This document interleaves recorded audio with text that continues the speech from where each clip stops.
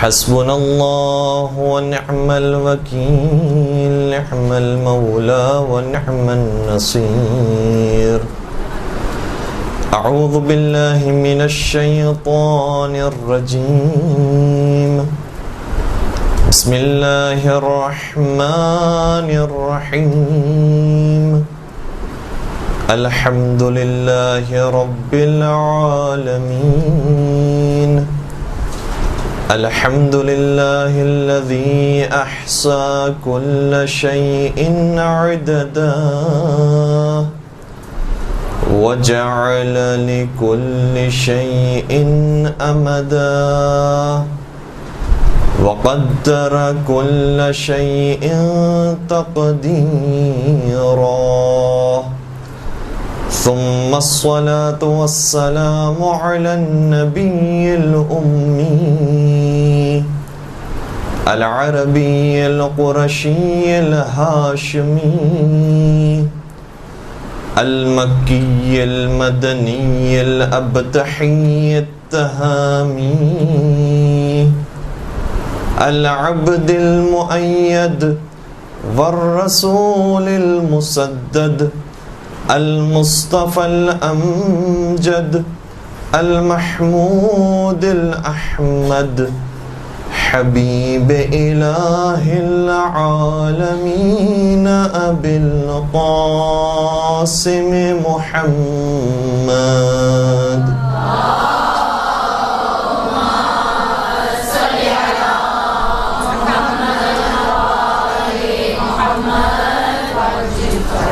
وعلى أهل بيته الطيبين الطاهرين المعصومين المظلومين الذين أذهب الله عنهم الرجس وطهرهم تطهيرا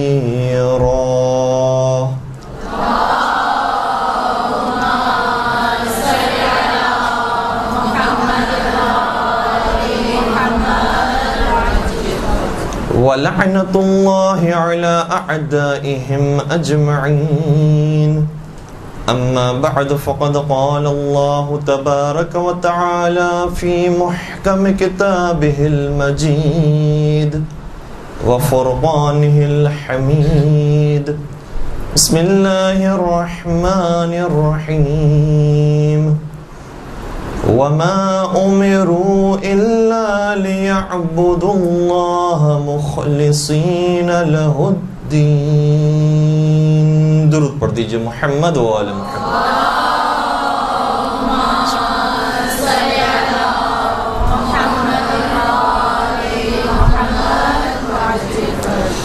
خارن گرامی، آج کی اس گفتگو کے لیے جیسا آیہ کریمہ کو آپ کی خدمت میں تلاوت کرنے کا شرف حاصل کیا، سورہ بینہ کی آیت ہے۔ ارشاد رب العزت یہ ہو رہا ہے کہ وَمَا أُمِرُوا إِلَّا لِيَعْبُدُوا اللَّهَ مُخْلِصِينَ لَهُ الدِّينَ، لوگوں کو کوئی حکم دیا ہی نہیں گیا ہے مگر یہ کہ وہ عبادت کریں پروردگار کی، مخلصین لہ الدین، اور وہ عبادت اخلاص کے ساتھ ہو۔ اسی پر ہی ہماری پوری گفتگو ہوگی، اور اس موضوع کو ہم ایک اور آیت کی ضمن میں بھی بیان کر سکتے تھے اور اسے بھی سرنامہ کلام قرار دے سکتے تھے، لیکن شاید ہم اس کی اگر تلاوت کرتے تو لوگ یہ سمجھتے کہ کوئی میت آئی ہے کہ جس کی وجہ سے ہم نے یہ آیت پڑھی ہے۔ وہ آیت یہ ہے کہ انا للہ و انا الیہ راجعون، کہ ہم ہیں ہی اللہ کے لیے اور لوٹنا بھی ہمیں اللہ کی طرف ہے۔ اور اسی مفہوم کو مولا متقیان امیر المؤمنین حضرت علی ابن ابی طالب علیہ السلام نے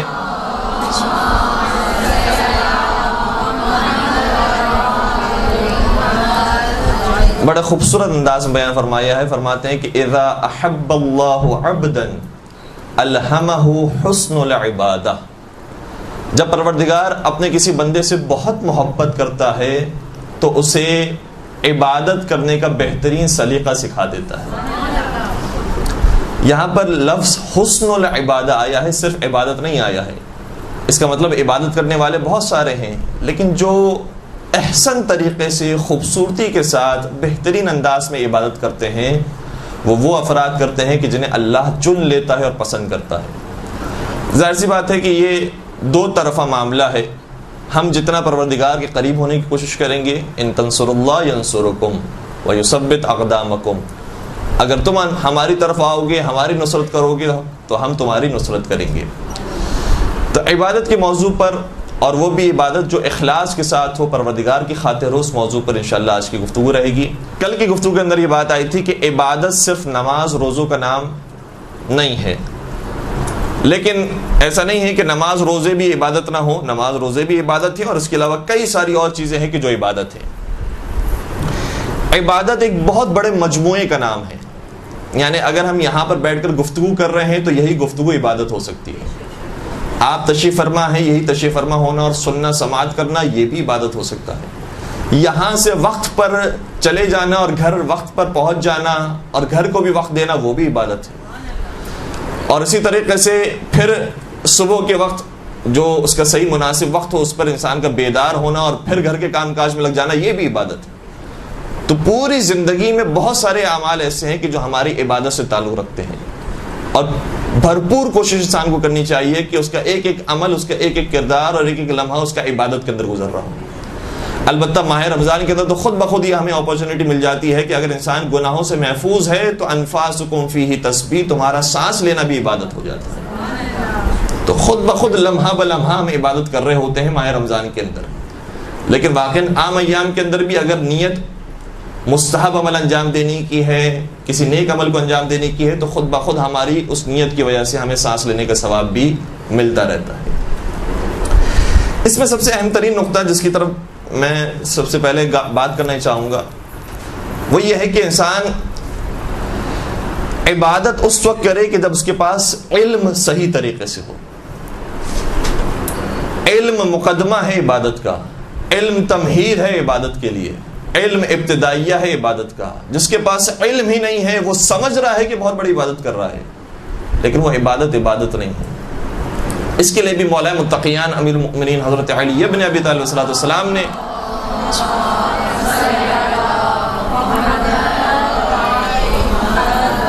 بہت ہی خوبصورت ایک مثال بیان کی ہے، اور میں کوشش کروں گا کہ چونکہ مولا متقیان کے ابھی ایام آئیں گے ماہ رمضان میں، اس لیے مولا متقیان ہی کے فرمان کو، ان کی سیرت کو زیادہ سے زیادہ آپ کی خدمت میں پیش کرنے کی کوشش کروں۔ مولا متقیان نے شاہ فرمایا کہ المتعبد علی غیر فقہ کحمار الطاحون یدور ولا یبرح۔ فرمایا وہ شخص کہ جو بہت بڑا عبادت گزار ہے لیکن بغیر سوچے سمجھے عبادت کر رہا ہے، اس کی مثال اس گدھے کی طرح ہے جو چکی کے گرد گھومتا رہتا ہے تاکہ آٹے کو پیسے، اور سمجھ رہا ہوتا ہے کہ میں بہت بڑا کام کر رہا ہوں، بہت آگے بڑھ رہا ہوں، جبکہ وہ صرف گھوم رہا ہوتا ہے اور چل رہا ہوتا ہے لیکن آگے نہیں بڑھ رہا ہوتا۔ وہ پورا چکر لگاتا ہے اور وہیں پہنچ جاتا ہے، پھر پورا چکر لگاتا ہے وہیں پر پہنچ جاتا ہے، پھر پورا چکر لگاتا ہے وہیں پر پہنچ جاتا ہے۔ سمجھ رہا ہوتا ہے کہ میں آگے بڑھ رہا ہوں، وہ چل رہا ہے لیکن آگے نہیں بڑھ رہا۔ یعنی جس کو ہم عام زبان میں کہہ سکتے ہیں کہ جو گھر کے اندر جاگنگ کر رہے ہوتے ہیں تو پیر لگ رہے ہیں، حرکت ہے انسان کے بدن میں، لیکن یہ حرکت انسان کو آگے نہیں پہنچا رہی۔ بلکہ ایک روایت کے اندر چھٹے سرکار شاہ فرماتے ہیں کہ اگر کوئی شخص، ایک درود پڑھ دیجئے محمد و آلہ،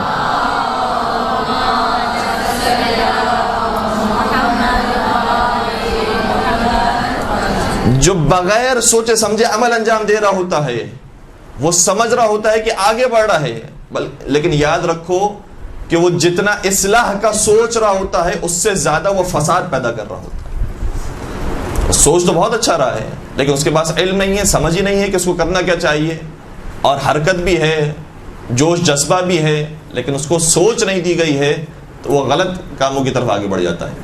ایک چھوٹی سی مثال آپ کی خط بیان کروں۔ دیکھیں ہمارے یہاں بڑی تاکید کی جاتی ہے کہ انسان اول وقت کی نماز پڑھے،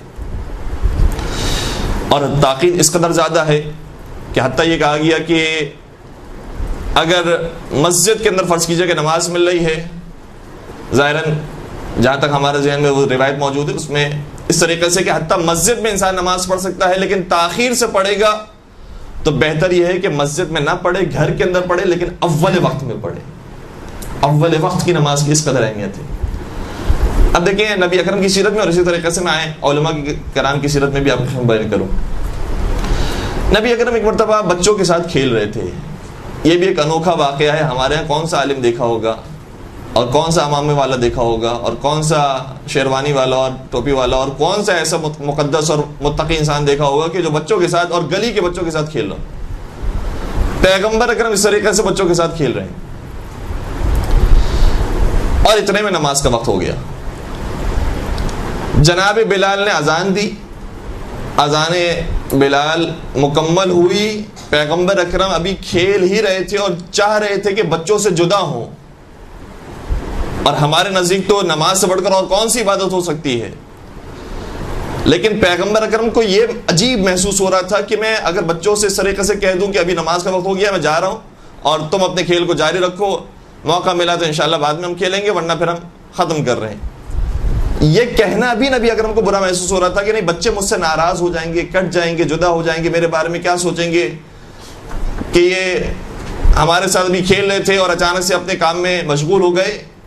تو نبی اکرم نے اذان کے اختتام پر اور لوگوں کے کہنے پر کہ یا رسول اللہ لوگ آپ کا انتظار کر رہے ہیں, آپ جلدی تشریف لائیے, اچانک بچوں کو بلایا. بچوں کو بلانے کے بعد کہا کہ اے بچوں, اب کیا کھیل رہے تھے وہ باقاعدہ بیان نہیں ہوا ہے, لیکن شاید اس سے ظاہر یہ ہوتا ہے کہ جیسے نبی اکرم ان کے لیے سواری بن رہے تھے اور ان کے لیے کوئی کام کر رہے تھے جس کے بعد بچے بڑے محظوظ ہو رہے تھے. تو پیغمبر اکرم اشارہ فرماتے ہیں کہ تم اپنے اس کھلونے کو, یعنی اپنی طرف اشارہ کر کے کہتے ہیں کہ تم اپنے اس کھلونے کو کتنے میں دوسروں کو بیچو گے. توجہ ہے, تمہارا یہ کھلونا, تم اپنے کھلونے کو دوسروں کے حوالے کتنے میں کرو گے. پھر پیغمبر اکرم نے خود فرمایا, کیونکہ جو چیز موجود تھی اسی کی طرف اشارہ کر دیا تاکہ بچوں کا وہی جواب آ جائے. فرمایا کیا تم کچھ اخروٹ کے عوض اپنے کھلونے کو بیچ دو گے. کہا کہ ہاں یا رسول اللہ, ہمیں کچھ اخروٹ کھانے, اخروٹ ہمیں دے دیجئے. تو پیغمبر اکرم نے تقریباً 7-8 کے قریب اخروٹ منگوائے اور ان بچوں میں تقسیم کیے اور اس طریقے سے جدا ہوئے. بچے بڑے خوش ہو گئے. اور پھر پیغمبر اکرم نے ارشاد فرمایا کہ وہ یوسف تھے جو کوڑیوں کے بدلے بکے تھے, اور یہ حسن یوسف کی معراج ہے جو کچھ اخروٹ کے عوض بک گئی. تو جو ہم نے محدود کر دیا ہے عبادت کو صرف یہی نماز, روزے اور کچھ موٹی موٹی چیزوں کے اندر, اور اتنا اس کے اوپر فوکس کر دیا ہے کہ باقی ساری چیزیں نظر انداز کر دی جاتی کبھی کبھار, اور محسوس ہی نہیں کرتے کہ ہم کون سا عمل انجام دے رہے ہیں جس سے کیا ریئیکشن بن سکتا ہے اور آگے کیا اس کے نتائج برآمد ہو سکتے ہیں. کچھ چیزوں تک جب ہم نے دین اسلام کو محدود کر دیا تو پھر اب اس کا نتیجہ ایسا بنتا جا رہا ہے کہ جو کبھی داعش کی صورت میں, کبھی طالبان کی صورت میں, اور یہ سارے الزامات جو لگائے جا رہے ہیں, الزام اس وقت لگایا جاتا ہے کہ جب کچھ شبہات پائی جاتی ہو ہمارے اندر. یعنی اگر ہم کسی خاتون کے بارے میں, اب چونکہ میں محفل خواتین کی اس لیے عرض کر رہا ہوں کہ کسی خاتون کے بارے میں اگر بہت بڑی تہمت لگائی گئی ہے تو اگر وہ بہت زیادہ پاک دامن ہو تو اس تہمت کو کوئی توجہ ہی نہیں دے گا, بیکار ہے یہ بات. کچھ شباہت پائی جاتی ہوگی تو پھر یہ الزام ٹھیک ہو سکتا ہے. جب مسلمانوں کے اوپر یہ الزام دیا جا رہا ہے کہ واقعاً یہ بہت رجٹ قوم ہے, یہ کسی سے بھی دوستی رکھنا, محبت اور پیار سے بات کرنا یہ ان کو آتا ہی نہیں ہے, یہ الزام اس وقت ہمارے اوپر صحیح صادق آ سکتا ہے جب واقعاً ہمارے اندر کچھ ایسا مزاج بننے لگا ہو. تو جو پیدا ہوا ہے مزاج, اس کا فائدہ انہوں نے اٹھایا ہے اور ہم پر مزید اور الزامات لگا کر, مزید اور تہمتیں لگا کر اسلام سے لوگوں کو بیزار کرنا شروع کر دیا. ایک درود پڑھ دیجئے محمد و آل محمد.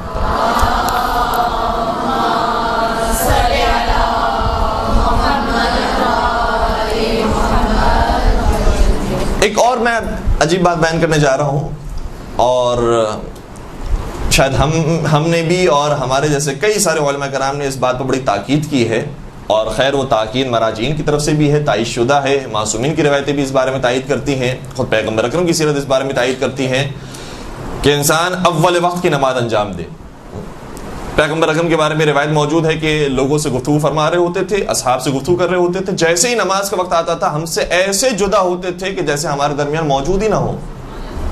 تو اتنی زیادہ بھی اول وقت کی تاکید ہے, لیکن جانتے تھے کہ یہ جو بڑے لوگ ہیں, سمجھدار لوگ ہیں, ان کو پتہ ہے کہ میں جو اب ان کے درمیان سے کھڑا ہوا ہوں وہ ان سے بیزار ہونے کی وجہ سے نہیں ہوا ہوں, ان سے کسی دشمنی اور عداوت کی وجہ سے میں کھڑا نہیں ہوا ہوں, بلکہ نماز کی اہمیت کی وجہ سے میں کھڑا ہوا ہوں. اس لیے اپنے اصحاب کے درمیان کھڑے ہو جایا کرتے تھے. اور یہی عمل تمام ائمہ کی سیرت میں ہمیں نظر آتا ہے, چاہے مولا متقیان ہو, امام سجاد ہو, امام علی رضا علیہ السلام ہو, تمام ائمہ کی سیرت میں ہمیں یہی نظر آتا ہے. اور روایتیں بھی اس بارے میں کثرت کے ساتھ آئی ہیں. اب میں جس نقطے کی طرف اشارہ کرنا چاہ رہا ہوں وہ یہ ہے کہ کبھی کبھار اب یہ ہمارے معاشرے کا مسئلہ ہے, خیر محرم میں زیادہ پیش آتا ہے, کہ عزاداری اسی وقت ہو رہی ہے جب نماز کا وقت ہے. اول وقت کی نماز زیادہ اہمیت رکھتی ہے یا عزاداری اور مجلس کی اہمیت زیادہ ہے؟ عام طور پر ہمارے ممبروں سے علماء کرام نے یہ سمجھایا ہے, اور ہم نے بھی کوشش یہ کی ہے, اور یہ جو کوشش کی ہے وہ بھی مراجعین کے دستور کے مطابق کی ہے, کہ انسان ویسے تو کوشش کرے کہ ایسے وقت میں اپنی عزاداری کو مکمل کر لے کہ جس کے بعد نماز کا وقت داخل ہونے والا ہو. نماز کے وقت کے درمیان مجلس, ماتم داری, یہ چیزیں اس سے نہ ٹکرائیں کہ لوگ مشوش ہو جائیں کہ اب ہمیں کس طرف جانا چاہیے. وہ بھی عبادت ہے, یہ بھی عبادت ہے, اور نماز کے لیے بھی وقت وسیع موجود ہے. ضروری نہیں کہ ابھی انسان پہنچ جائے, تو وہ بھی مستحب ہے کہ اول وقت میں نماز پڑھیں, یہ بھی مستحب ہے کہ عزاداری امام حسین علیہ السلام کو مکمل کریں. تو کس عبادت کو فوقیت دی جائے؟ عام طور پر یہی نتیجہ دیا جاتا ہے کہ چاہے عزاداری اپنے عروج پر ہو, مجلس چل رہی ہو, مصائب چل رہے ہوں, ماتمداری ہو رہی ہو, فوراً سے نماز کا وقت آ گیا, ساری عزاداری بند کر دی جائے, لاؤڈ سپیکر بند کر دیے جائیں, جو ماتم ہو رہا ہے روک دیا جائے, فوراً سے سب وضو کریں اور جا کے نماز پڑھیں. یہ جو طریقہ کبھی کبھار لوگوں نے اختیار کرنا شروع کیا ہے, اس طریقے کے برخلاف بھی مراجعین نے اپنا ایک نظریہ دیا ہے کہ خبردار تم ایسے عزاداری کا اختتام نہ کرو کہ لوگ سمجھے کہ نعوذ باللہ کوئی عزاداری کو بیکار اور فضول عمل تھا. جیسے نماز کا وقت آیا کہا کہ بالکل اس کو بند کر دیا جائے, لاؤڈ سپیکر بند کر دیے جائیں, سب اپنے اپنے جگہ سے کھڑے ہو جائیں اور وضو کرنے چلے جائیں, جیسے کوئی وہ تو عبادت ہی نہیں تھی جو ابھی ہم کر رہے تھے. فرماتے ہیں یہ عزاداری امام حسین بہت بڑی عبادت تھی جو تم کر رہے تھے. اگر اس طریقے سے تم کھڑے ہوتے ہو تو عزاداری کی توہین کر رہے ہو. لہذا چونکہ توہین عزاداری ہے, اس لیے اسے ایسے انداز میں مکمل کرو کہ اس کی توہین کا سبب نہ بنے, اور پھر نماز کے لیے کھڑے ہو. تو جیسے پیغمبر اکرم نے وہاں تو کھیل رہے تھے بچوں کے ساتھ, وہ بھی بہرحال عبادت ہے, وہاں پر بھی تربیت کے پہلو ہے, لیکن اس کو بھی اتنے شائستہ انداز میں مکمل کیا. تو ہماری بھی ذمہ داری ہے کہ شائستہ انداز میں عزاداری کو مکمل کریں. آیت اللہ گل بیغانی کا زمانہ تھا, ان کی ہی محفل کے اندر, ان کی ہی امام بارگاہ کے اندر مجلس امام حسین برپا ہو رہی تھی, یہاں تک کہ مؤذن نے اذان دی. جیسے ہی اذان کا وقت آیا, لوگ ایک طرف سے عزاداری کر رہے تھے, ماتمداری کر رہے تھے. ایک شخص کھڑا ہو گیا اور کہنے لگا کہ یہ سب بند کرو, جا کر وضو کرو اور جا کے نماز پڑھو, نماز کا وقت ہو گیا ہے. جب اس کی آواز بہت زیادہ اونچی ہو گئی تو آیت اللہ گل پیغانی اپنے کمرے سے باہر آئے اور اپنی لاٹھی کو دروازے پر مار کر کہا, خبردار عزاداری کو بند نہ کرواؤ, عزاداری کو جاری رہنے دو, اور عزاداری جب اپنے وقت پر مکمل ہو جائے تو پھر یہ جا کر نماز پڑھو. تو مراجعین نے دونوں طریقے اختیار کیے ہیں یہ بات کو سمجھانے کے لیے کہ اول وقت کی نماز کی اہمیت ہے اپنے مقام پر. اول وقت بھی ایک مستحب عبادت ہے, لیکن اس مستحب عبادت کی وجہ سے ہم کسی دوسری مستحب عبادت کی توہین نہ کریں, اس لیے اس کو بھی ٹھیک طریقے سے ہم اختتام تک پہنچائیں, اور پھر ہم نماز بھی جو اول وقت اور فضیلت کا وقت ہے اس میں انجام دیں. البتہ مینجمنٹ کو ذمہ داری بنتی ہے. آیت اللہ سستانی نے بھی اور اسی طریقے سے دیگر مراجع نے بھی یہ فرمایا ہے کہ بھرپور کوشش کی جائے کہ کبھی بھی عزاداری کا وقت, مجالس کا وقت ایسے وقت پر نہ رکھا جائے کہ جو نماز کے آغاز کا وقت ہے. ایک درود پڑھ دیجئے محمد و آل محمد.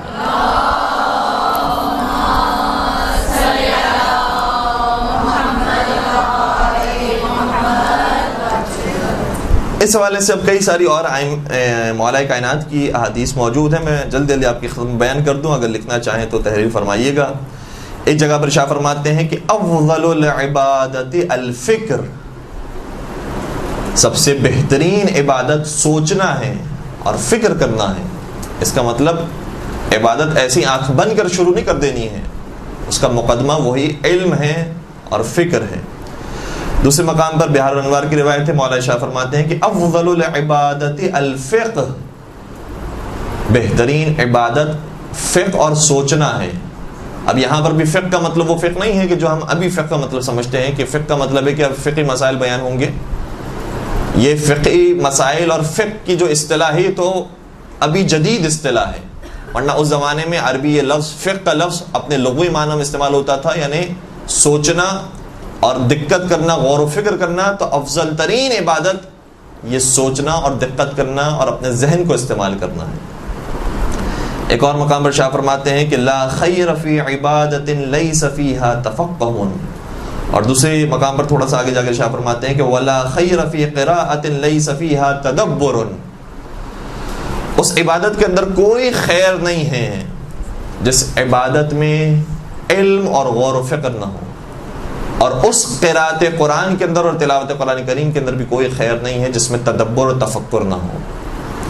تو بار بار مولا کی اس حوالے سے احادیث ہمیں نظر آتی ہیں، اور صرف میں مولا کائنات کی نہیں، باقی ائمہ علیہ السلام کی بھی اسی طریقے سے روایتیں ہمیں نظر آتی ہے. خود قرآن کریم کا بار بار یہ فرمان ہے کہ انما یخشی اللہ من عبادہ العلماء، خدا سے ڈرنے والے یہ وہ نہیں ہیں جو زیادہ عبادتیں کرتے ہیں، وہ ہیں جو صاحب علم ہوتے ہیں.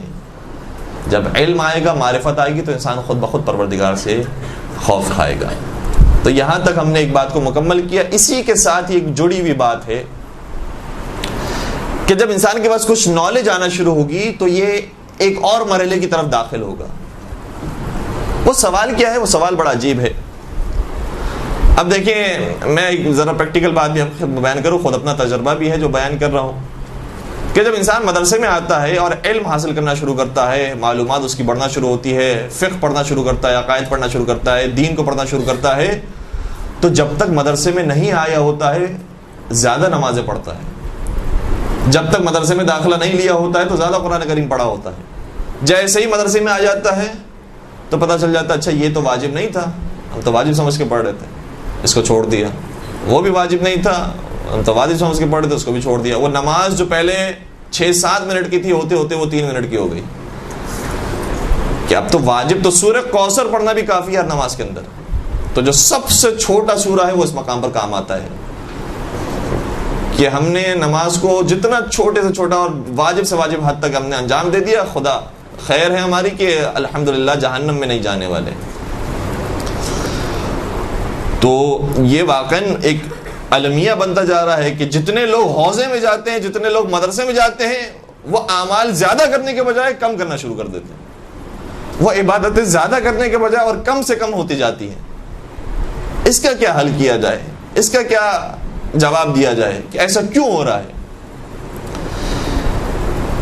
ہمارے خیال میں ایک بات جو مدرسے میں آنے والے ہر طالب علم کو سوچنی چاہیے، خود مجھے سب سے زیادہ پہلے سوچنی چاہیے کہ صحیح ہے مجھے بہت ساری چیزوں کا پہلے علم ہی تھا کہ فلاں عبادت مستحب ہے، واجب نہیں ہے، میں اس کو ضروری سمجھ کے، لازم سمجھ کے انجام دیتا رہا. پتہ چل گیا بعد میں جا کر کہ یہ لازم اور واجب نہیں ہے، یہ مستحب عبادت ہے. ٹھیک ہے، ہم نے چھوڑ دی، چھوڑنا چاہیں تو چھوڑ دی.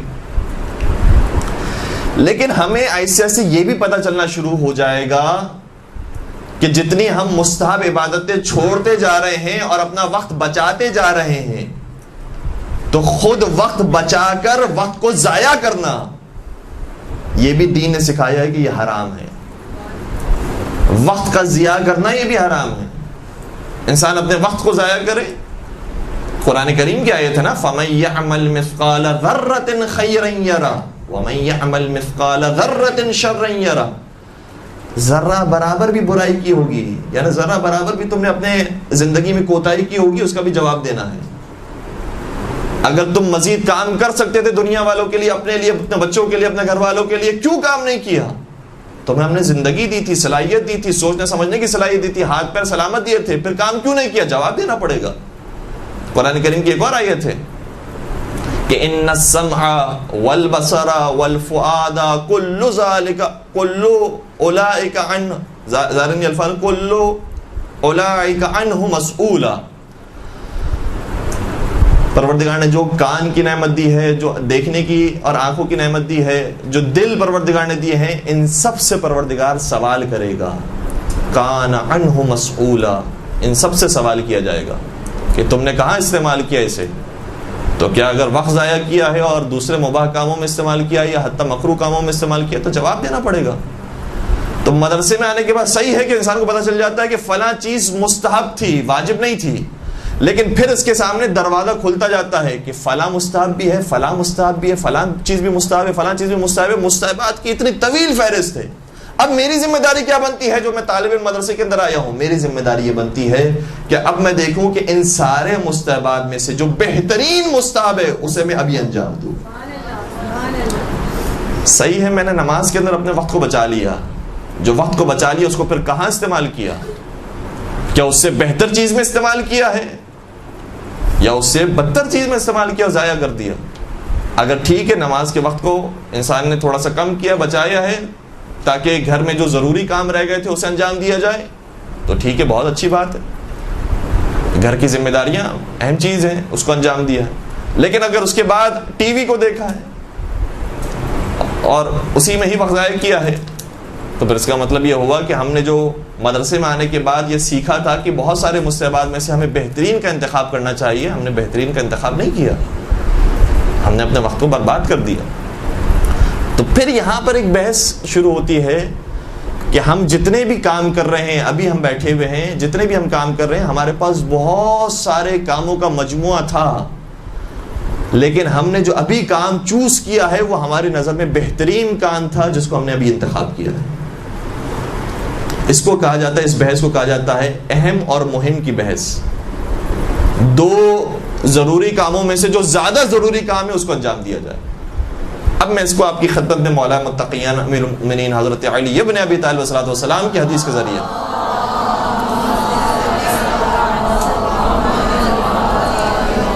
بیان کرنے کی کوشش کر رہا ہوں۔ نہج البلاغہ کے اندر حکمت نمبر 39 ارشاد فرماتے ہیں مولا کہ لا قربت بالنوافل اذا اضرت بالفرائض، اس نافلہ عبادت کی کوئی حیثیت اور کوئی وقت نہیں ہے اگر اس نافلہ اور مستحب عبادت کی وجہ سے انسان اپنے واجبات کو چھوڑ رہا ہو۔